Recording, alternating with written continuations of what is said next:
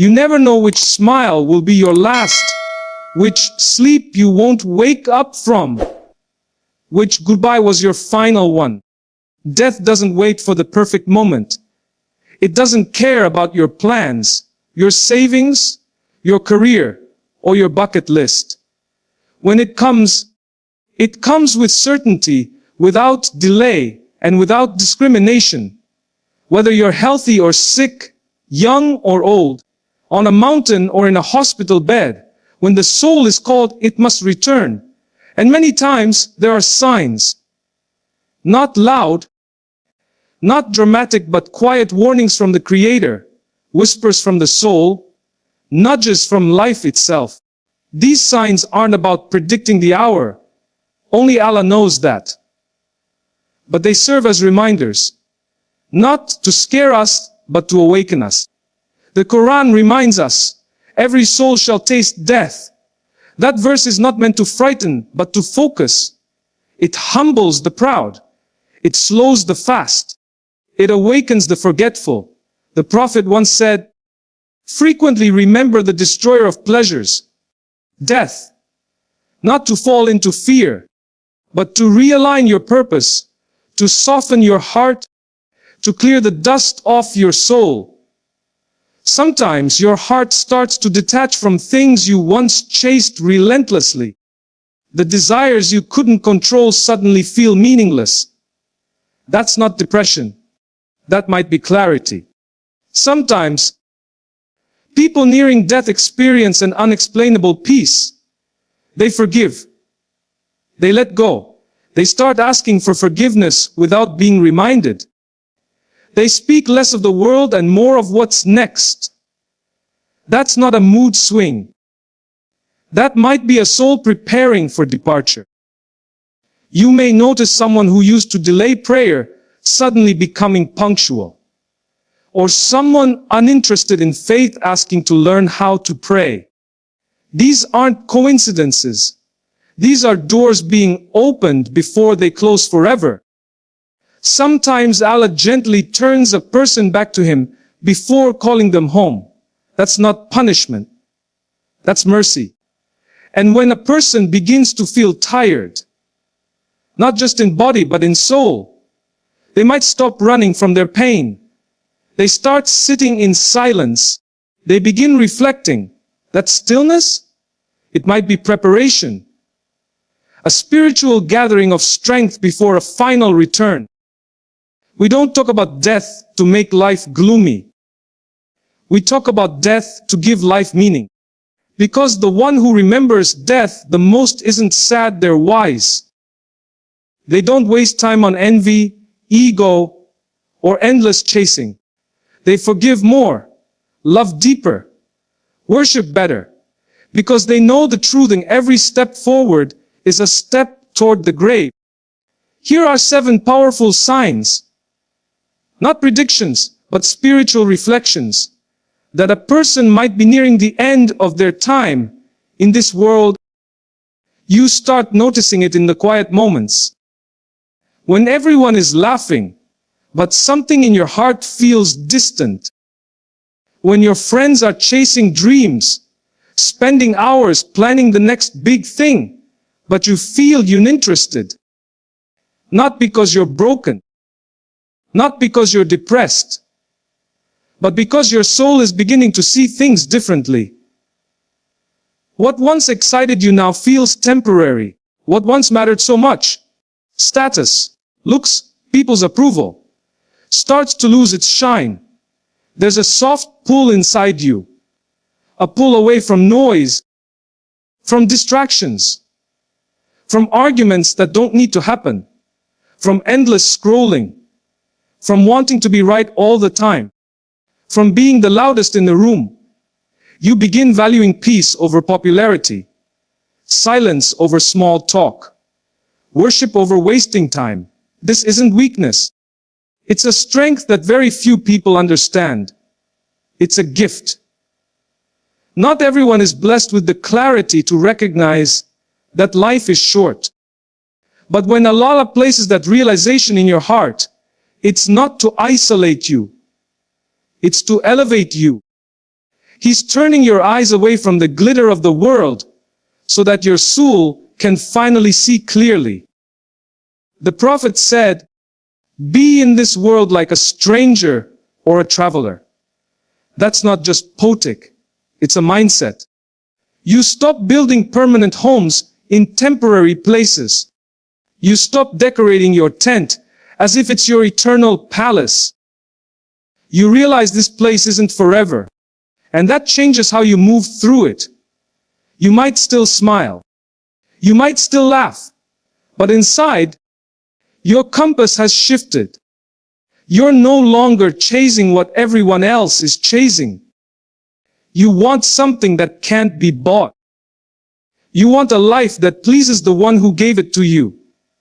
Even if no one understands this transformation, Allah sees it.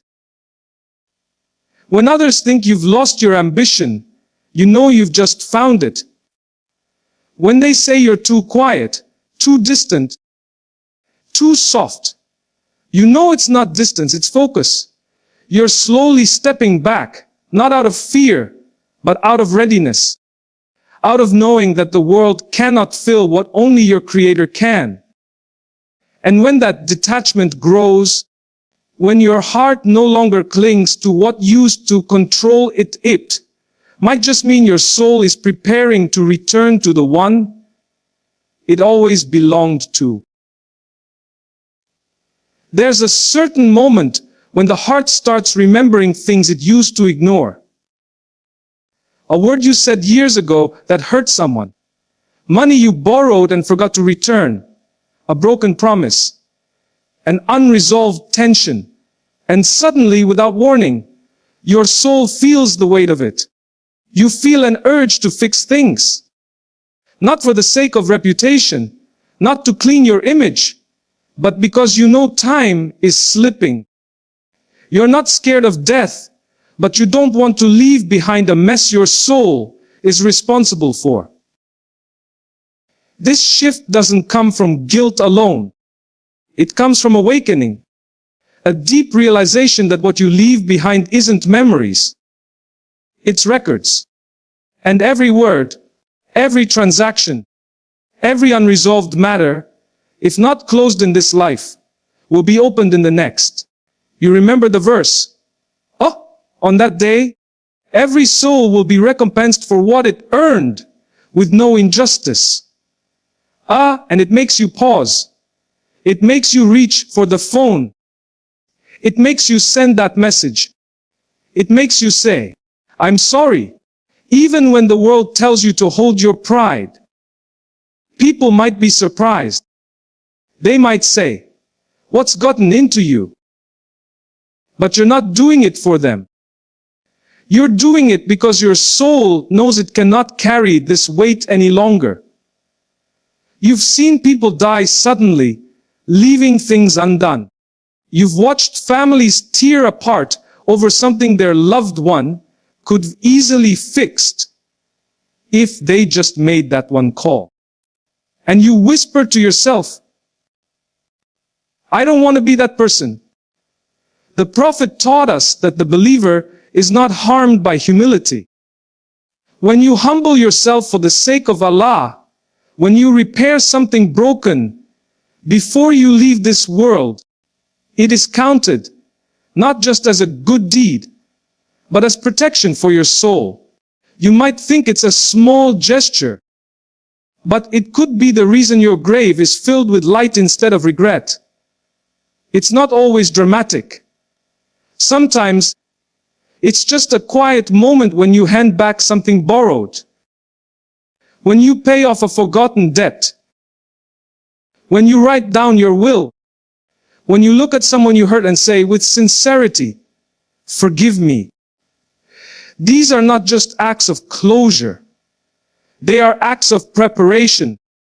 They are signs that your soul no longer wants to leave unfinished what can still be healed. It's a strange kind of peace that settles in. Not loud, not forced. It just arrives quietly in the middle of the chaos. You could be lying in a hospital bed, or sitting alone after everyone has gone to sleep. The world hasn't changed, but something inside you has. You're not fighting anymore. You're not chasing anymore. You're not worried the way you used to be. There's a calm that doesn't make sense from the outside, but your heart knows.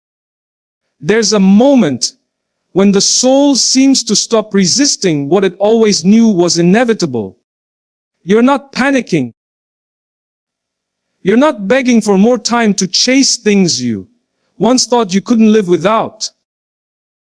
Your thoughts begin to shift.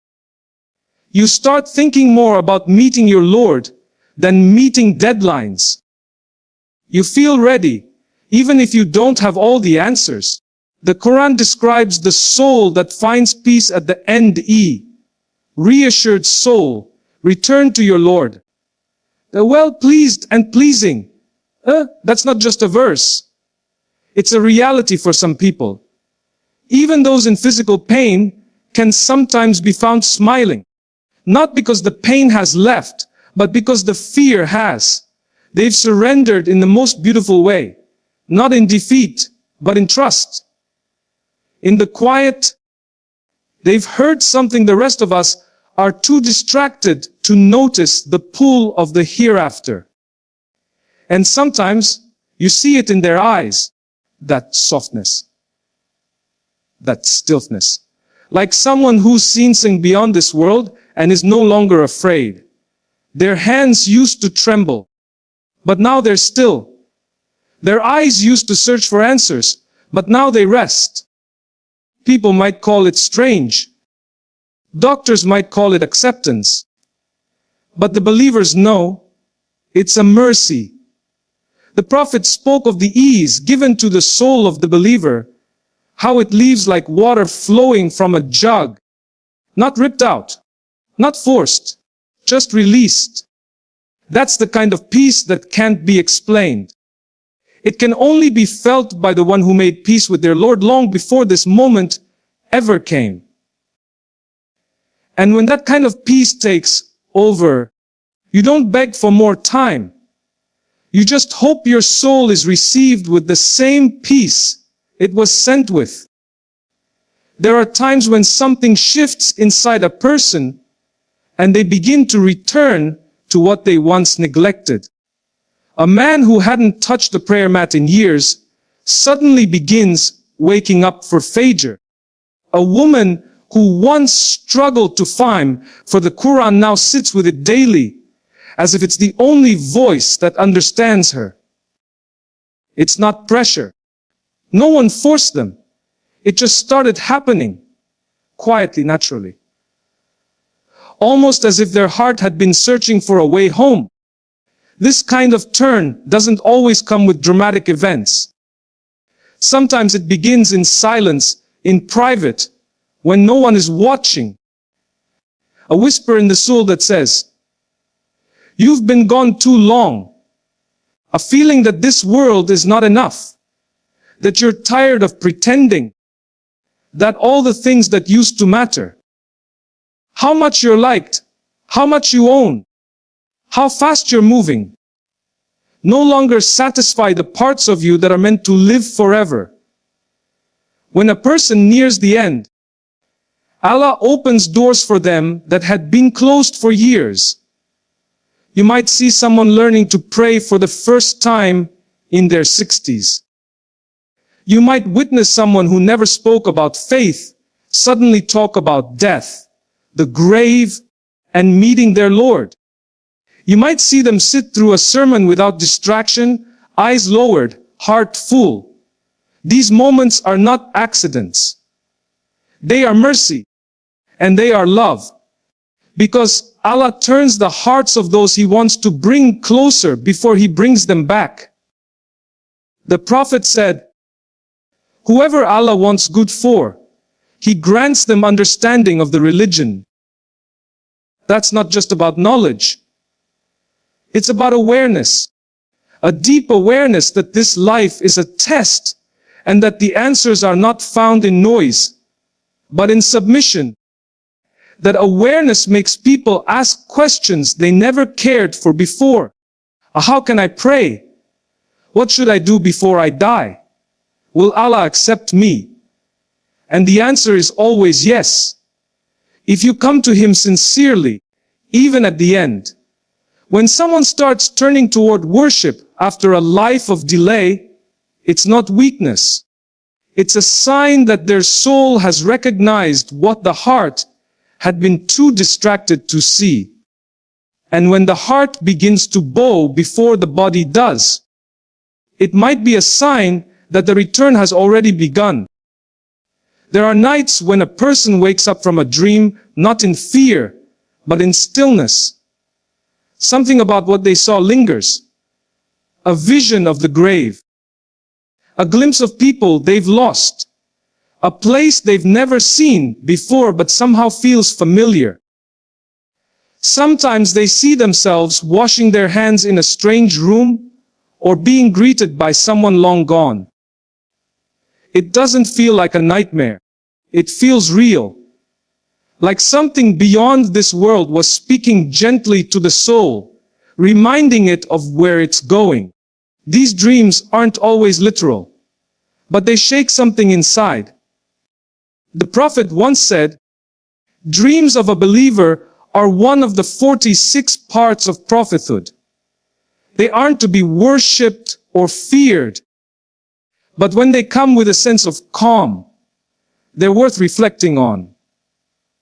Especially when the heart is already in a place of stillness. When a person sees the afterlife often, when they start to see themselves walking alone, or standing before gates they've never seen, it may not be random. It may be a message from the unseen, sent with mercy, not fear. Sometimes a person will see someone who passed away years ago, and in the dream they're smiling, or silent, or calling. The person wakes up confused but strangely calm. It's as though the soul just had a conversation it didn't know it needed. These aren't signs of doom. They can be signs of preparation. A soul being reminded gently that its true home isn't here. That something is being aligned. That the body is still on earth, but the soul is being invited to reflect, to realign, to return. There are righteous people who would see their place in the hereafter before their death. Not from imagination, but from the permission of Allah. And when they woke, they would be different. They would stop fearing death. They would stop clinging to life. They would begin speaking about meeting their Lord with a kind of softness that only comes from someone who has seen something the rest of us haven't. When these dreams come, they don't need to be shared with the world. They don't need interpretation by strangers. They just need to be understood by the heart. Because when the soul starts dreaming of eternity, persistent fear, it may be that the journey toward it has already begun. The body begins to slow down in ways that can't always be explained by doctors. A kind of tiredness settles in, not from lack of sleep or overwork, but from something deeper, a heaviness that no medicine can lift. You see someone who used to walk with energy, now sitting quietly for hours.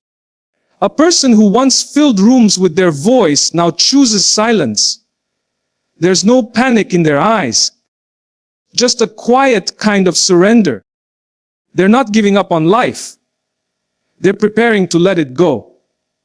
And yet, as the body weakens, something strange happens. The soul becomes sharper. The words they speak are fewer, but more meaningful. Their thoughts drift to things that really matter. They remember the names of people they haven't seen in years. They start asking, not about the news or the market, but about prayer, about forgiveness, about whether they have done enough. You see a kind of clarity in them that wasn't always there. Like the fog of this world has started to lift, and the next one is slowly coming into view. This isn't the confusion of illness. It's something more sacred. A state that some believers experience, where their body may be failing, but their heart is awake. Their words begin to reflect truths they didn't often speak before. You'll hear them say things like, "Life is so short," or "Don't forget your prayer." They give advice without knowing why. They share blessings with trembling hands. They say goodbye without calling it that. It's like they know, or their soul knows. Allah is gentle with the believer. The Prophet described the removal of a righteous soul as smooth, like water pouring from a jug. It's not forced. It's not violent. Even if the body is in pain, the heart is being softened, reminded, purified. When that moment draws near, Allah makes it easier in ways we don't always see. Sins are wiped away through sickness. Regret turns into repentance. And sometimes, the moments that seem most difficult become the ones filled with the most mercy. And in that state, when the body is shutting down but the soul is fully alive, you realize this isn't just the end. It's the soul rising, even as the body lowers. Only Allah knows when our time will come. But the wise person lives like today might be their last, and worships like they'll live forever. The signs aren't here to make you anxious. They're here to make you aware. Because in the end, the goal is not to live forever, but to live in a way that prepares you for forever.